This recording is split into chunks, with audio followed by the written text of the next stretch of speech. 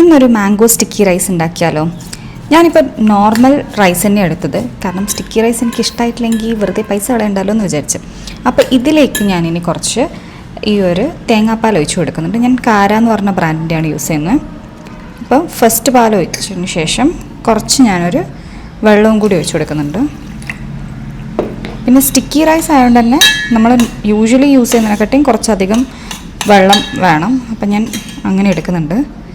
ഇനി ഇതിലേക്ക് കുറച്ചൊരു ഉപ്പും, ഒരു പൊടിക്കൊരു ഉപ്പും,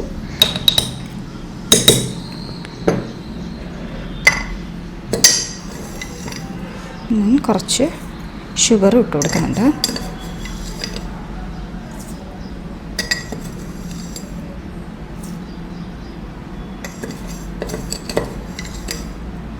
ഓക്കെ,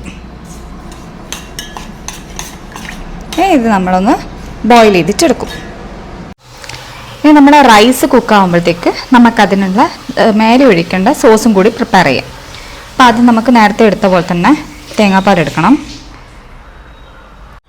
ഇനി ഇതിൻ്റെ അകത്തേക്ക് നമ്മൾ കുറച്ച് ഷുഗറും കൂടി യൂസ് ചെയ്യുക. നേരത്തെ നമ്മൾ റൈസിൻ്റെ അകത്ത് ഷുഗർ ഇട്ടുകൊണ്ട് ഞാൻ കുറച്ച് ഷുഗർ മാത്രമേ ഇതിൻ്റെ അകത്ത് ഇടുന്നുള്ളൂ. ഇനി ഇതിലേക്ക് നമുക്ക് കോൺഫ്ലവർ വേണം. കുറച്ച് കോൺഫ്ലവർ ഒന്ന് ജസ്റ്റ് ഈ ഒരു സോസ് തിക്കണാവാൻ വേണ്ടിയിട്ടുള്ള കോൺഫ്ലവറും കൂടി ഇട്ട് കൊടുക്കാം.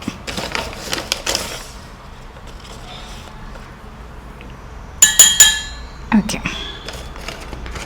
ഇനി ഇതൊക്കെ മിക്സാക്കിയിട്ട് ഒന്ന് നമുക്ക് ചൂടാക്കിയിട്ട് കൊണ്ടുവരാം. കുക്ക് ചെയ്തതിന് ശേഷം ഞാൻ റൈസും സോസും രണ്ടും ഞാൻ റെഫ്രിജറേറ്റ് ചെയ്തിട്ടുണ്ടായിരുന്നു കുറച്ച് സമയത്തേക്ക്. അതിൻ്റെ ചൂട് തണിഞ്ഞതിന് ശേഷം ഞാൻ കുറച്ച് സമയം റെഫ്രിജറേറ്റ് ചെയ്തിട്ടുണ്ട്.